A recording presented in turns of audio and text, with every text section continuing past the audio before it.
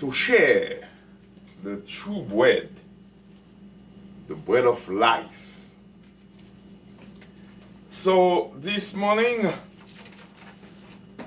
I'm going to ask you to open your Bible, even though it's only one verse. But if you want to open it, open your Bible and then to read it for yourself. I don't know what the Lord might say to you by reading it on your own. So it is in the book of Luke, chapter 9, verse 23. The book of Luke, chapter 9, verse 23. It says, Jesus said, if anyone desires to come after me, let him deny him or herself and take up his or her cross daily and follow me. I'm going to read it for you again. Luke 9:23, Jesus Christ said, if anyone desires to come after me, let him deny himself or herself and take up his or her cross daily and follow me. Amen. Lord Almighty Jesus the Christ, just like you have led me to read this passage this morning, to go there this morning, and then to bring the word to our brothers and sisters, I'm asking you, Lord Almighty, to pour your Holy Spirit upon every one of us, myself, your servants, whether on the line or present, and whether those who's going to listen to it later on YouTube or Google, Lord Almighty, so Jesus, they can hear the Spirit speaking to them and understand what you were saying there. May your presence be with us. Praises and glory to you, to the Father and the Holy Spirit. Amen. Amen. Amen. As we read, I was saying to my Lord, there is a period of time, sometimes people, Christians, they don't talk much about it. It's the period of your life, you go into persecutions. There was a time they were trying to push you over a hill so they can kill you, and which did not happen. And then that's why he sent me to read. Let's look at the verse itself. Jesus said, if anyone desires, that's a word we should underline. I'm going to talk about it. To come after me. To come after me. Notice that he didn't say to follow me. Let him deny himself or herself. Denial of self. And take up his or her cross. He didn't say his cross for you to pick up his cross. He said your cross. Every day. And follow me. I thought when I saw the word to come after me, I thought they didn't want to repeat the word follow me twice. But the Spirit said, no, that's not what it means. Jesus said, if anyone desires, he didn't force anybody. That reminds me, I was talking to a fellow pastor in Michigan, and then things like that. We were like 4 of us on the line, and I was saying, I told him that Jesus never forced anyone to follow him, to go after him. He said, anyone who desires, if you want to, he may make the call to you. If you want to follow, you follow. Remember that gentleman that wanted to follow Jesus Christ, and he said, Jesus said to him, follow me. And he said to Jesus, no, let me go take care of my father before I follow you. Jesus said to him, let the dead bury the dead. Okay? So we don't know if the young man, went to take care of his father or still follow Jesus Christ. But that was a choice he had. I just wanted to make the point that we cannot follow anyone. I mean, we cannot push anyone or force anyone to take the gospel or to follow Christ. We can give the word to you and then let the Spirit of the Lord and you work together for you to accept it. The word to come after, when we read the whole verse, to come after there did not mean to follow me. He was saying, if anyone wants to come after me, I'm ahead of you. I am going. That's what it means right here. I am going. If you want to come after me, there are things that you have to do. First of all, you have to deny yourself. What does that mean, to deny yourself? To self-deny, it is to practice or refusing to satisfy your own immediate desire and interests. Meaning that you don't see yourself. Of course, you will take care of yourself. Like I always said, if I have to be there for you, I have to take care of myself. I'm not, like I said to a brother once, that when I eat, I don't eat for myself, I eat for him. And he's a pastor. And he laughed. He said, you eating your food and you say you're eating for me? I said, yeah. And he said to me, how could you be eating for me when you're the one who's, tasting the food? Then I said, well, if that's the way you're looking at it, then you can be right in that sense. But no. Because if I said that I love you and I'm not taking care of myself to be there for you when you need me, then I don't love you. If I'm destroying myself. Self-denial there, when we're talking about the self-denial there, you don't see your own interests. You see the interests of others. Okay? So, like I always say many times, and I will continue to say it every time that I have to, Jesus Christ didn't have to come down here on this earth. He was in his kingdom up there with the Father. He could have stayed up there. He knows what he was going to go through. But he denied himself. He came down here on this earth for you and for me and for the entire world, the humanity in general. So that's what self-denial is. Not to see your own interest, not to see your own self, except for you to be there for others. That's what it is. That's what it meant there. Self-denial, okay? And he said, first of all, you have to deny yourself if you want to come where I am going. You have to deny yourself, and then you have to pick up your cross. It didn't say my cross. It didn't say you have to pick up my cross. Meaning that we all who are Christian, in one way or another, in one form or another, we will have a type of cross we'll be carrying. Some people, they might see the wooden cross or maybe the metal cross, the physical thing. It doesn't have to be physical. Okay? So we do have a cross. And he said, you have to carry that cross daily. He didn't say there will be a time in your life before you die, you're going to have a cross to carry, and they might even crucify you on the cross. That's all.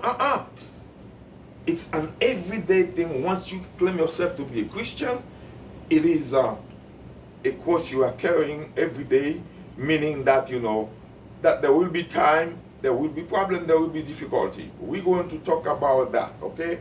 I'm just explaining the verse itself. Okay, then he said, once you do that, then you can follow me.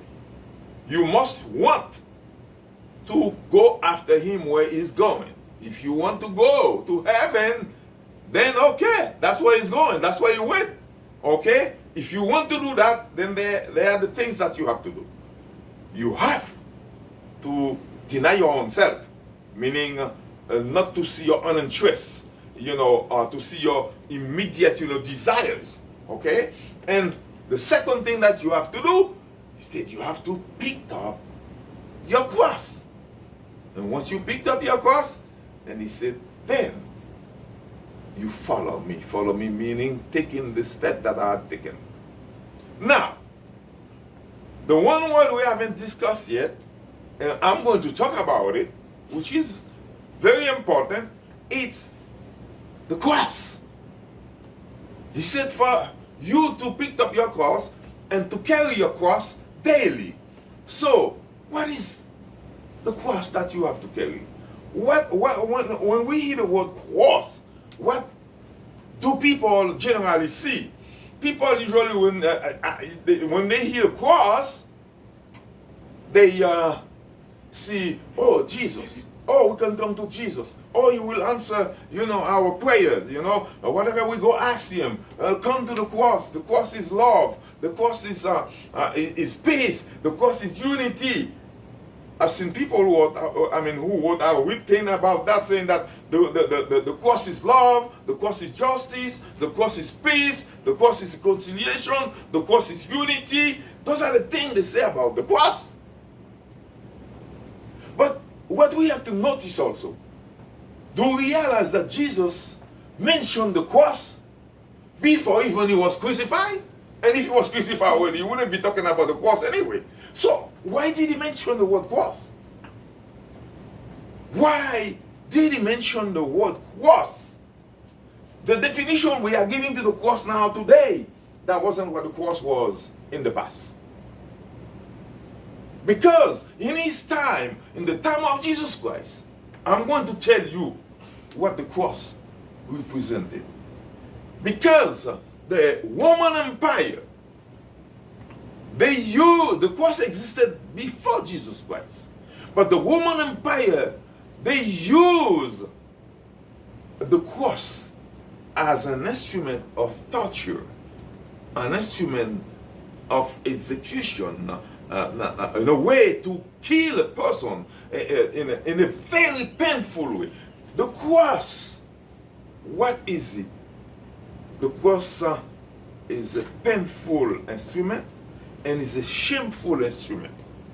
That's what the cross was in the time of Jesus Christ. It's a painful and a shameful instrument. Okay? It did not mean the same thing for the people in the first century as it is for us today. We're looking at it as not an instrument, but as an object of love, justice, peace. No, that's not what it was for Jesus Christ then. When he was saying that, he knows. Because there was a time also, there was a rebellion. I think it was in 70 AD when they destroyed Jerusalem. But it was a rebellion from the Jewish people. And then, what happened? The Roman Empire, what did they do? They went after those people who destroyed the Jerusalem, like putting fire in the city, destroy it, so maybe the woman would leave, things like that. So they went after the people who destroyed the city. And then what did they do to them? They crucified all of them. And that was in the time of Jesus Christ. He was not crucified yet. So what was the purpose of that? When they do that, and they always do the crucifixion like in a high place or in a public place so it can be seen. But because the cross, not only was an instrument of pain and shame, like I said, of course it's painful, but the shame because once they do that to you, it's like they shame you publicly in front of everybody. And not only they do that, another symbol was the cross. The symbol, it was a symbol of reproach, a symbol of degradation, a symbol of humiliation.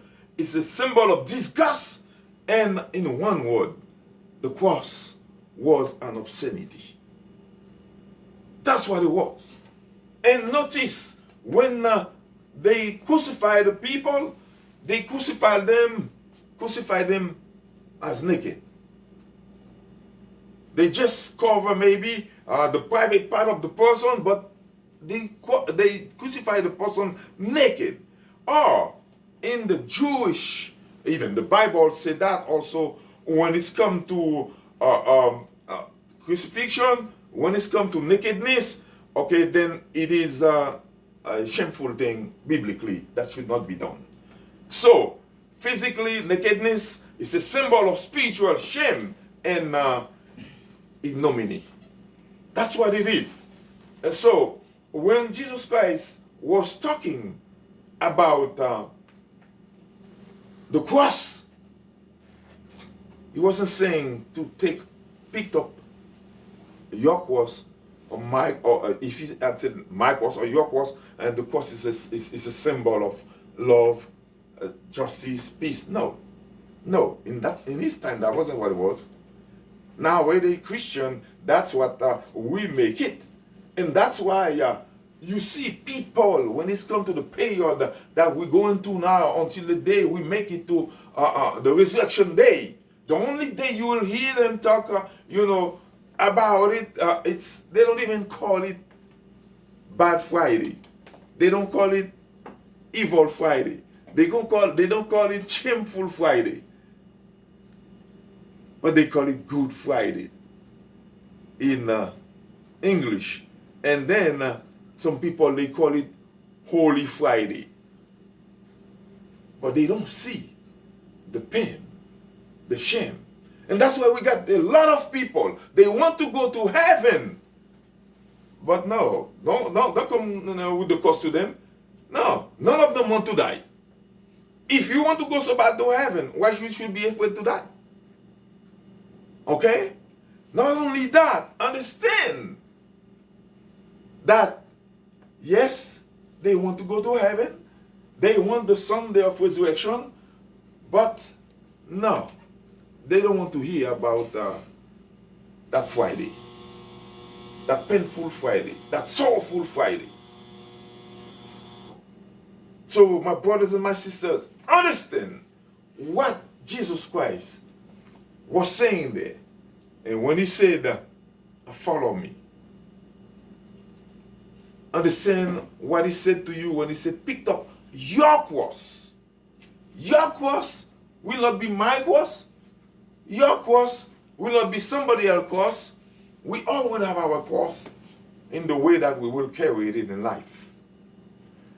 And that's why I said that the title of the message, I call it, How to Follow Jesus. To follow Jesus, you have to want to follow him. That's what he said there. If anyone wants, or desire is the same thing like want. To come after me, to go where I am, to go to heaven. You want to go to heaven? You better pick up your cross. Okay? Then he said, after that you have to self-deny. Okay? Once you self-deny, and then you picked up your cross, then you will make it where he is. Where he's going to prepare a place for us, like Sister Anna said, he's going to prepare a place for us. But you must be willing to pick up the cross. Your cross, what is he going to bring to you? When you are a Christian, you become a Christian. Yes, because you want to go to heaven. Yes, you want to deny your own self. And yes, you want to follow Jesus Christ, meaning you taking the step that he took. We know what happened to him. We know what did they do with the cross. We know they crucified him on the cross. But remember what he had said also when he was on the cross, Father, forgive them, for they do not know what they are doing. The Jews, they thought they were, shaming him. Who he is to come and call himself the Son of God. Okay? That's blasphemy. Okay? And then, where was he crucified? Between two criminals. Two thieves. Okay? The cross Jesus Christ is referring to, it was the cross of shame, not the cross of love we're talking about. In his time, that's what it was. Now today, yes, it is true. The sacrifice that was his crucifixion on the cross. That's what the sacrifice was. And understand, all sacrifice are painful. All sacrifice are painful. So you want to make it to heaven? So pick up your cross. What does Jesus Christ meant there when he said, picked up your cross? He's saying to you, by becoming a Christian, you want to follow me and to make it where I am, okay? Expect that you will encounter difficulties for my name's sake. You are a Christian, you live a certain way, not like the world, then you are going to be hated. He said that to his disciple. They might hate you for my name. Just like they hated him when he wasn't on the earth. So, when you picked up your cross, you become a Christian. Be strong. Because there are times, like they have done to those who preceded us, and still today there are Christians that are being persecuted in places in the world. So, once you become a Christian, be ready. They might even give you names, because they have been giving me names. Some people are giving me names because hey, I don't want to negotiate, the word of the Lord. Okay? And then we shall not negotiate the word. If it's true, well, that doesn't mean I cannot have a discussion with somebody. But if what you're saying to me is not normal and it's not convincing, I'm not going to take it. Okay? So it is the same for you. That's what's going to happen to you once you decide to follow Jesus Christ. You're not living for yourself. You're living for Him. But it's not there. It is through your brothers and sisters. You are seeing, you are, being with every day of your life. When I say your brothers and sisters, we are all God's children. I'm not saying all your brothers and sisters who are saved. We don't know who is saved, who is not saved. Okay? I can't talk for myself, you can talk for yourself, but you cannot talk for somebody else. I cannot talk for somebody else. So we have to understand that. So for us to remain on the path, to understand that once you become a Christian, it shall not be you to be living, but it shall be Christ living in you. And if Christ living in you, you understood in mission just like He was, then you have to live according to the way He was living. That's why He said, once you do those things, He said, then follow my steps. That's when He said at the end there, follow me. That's what He said. And we have the Apostle Paul, who said that to us in Galatians chapter 2, verse 20, where he said, it is no longer I who live, but Christ lives in me. For I have been crucified with Jesus. Amen. Galatians 2:20. It is no longer I who live, but Christ lives in me. For I have been crucified with Jesus. He was living on earth when he said that.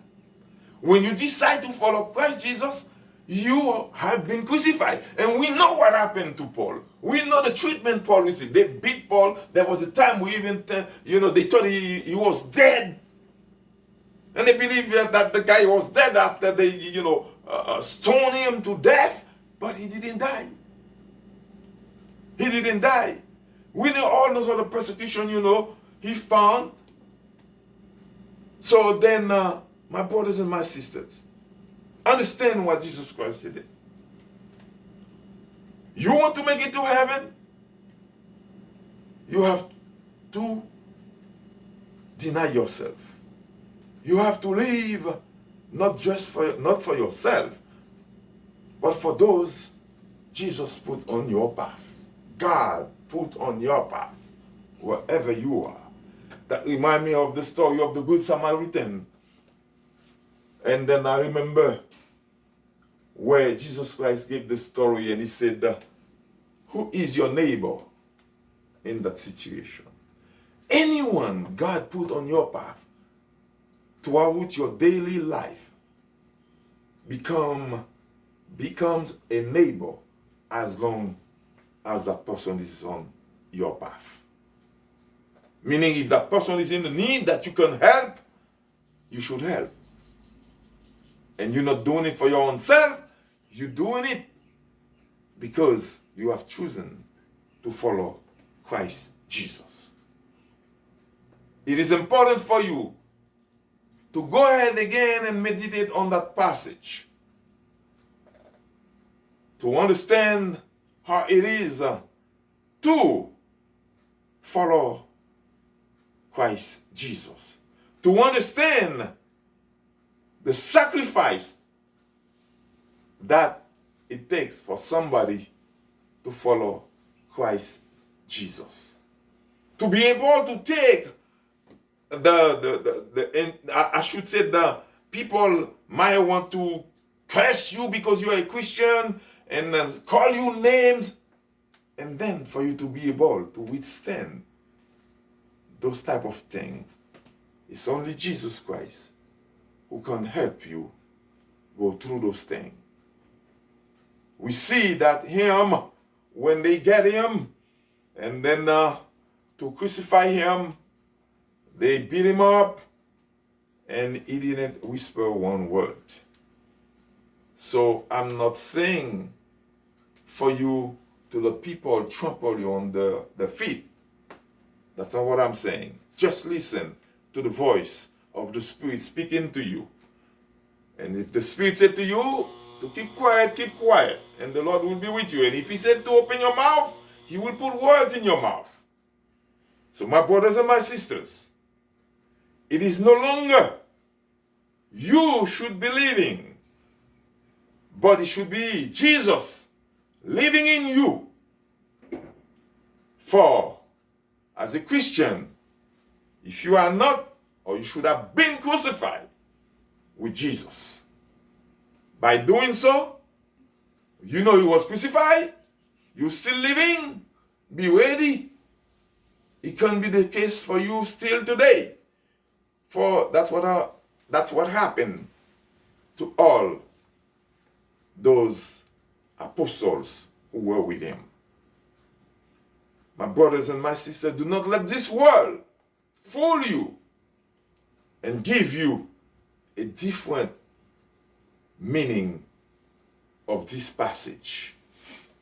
For when Jesus referred to the cross, he's telling us, because we become Christian, we follow him, yes, our life becomes a sacrificial life. Be ready to take your cross and carry it daily. And the day doesn't have to mean daylight. It could be during the night also. Sometimes you could be the one they called to go do something, and the Spirit said for you to go ahead and do it. Once again, I invite you to read that passage again and meditate on it again to see and understand the meaning of it.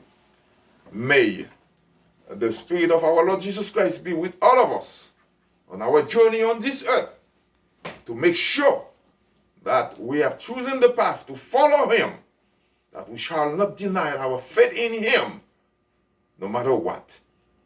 After all, to what good will it be for a person to win this whole world and at the end lose their soul, meaning losing their place in the kingdom of God?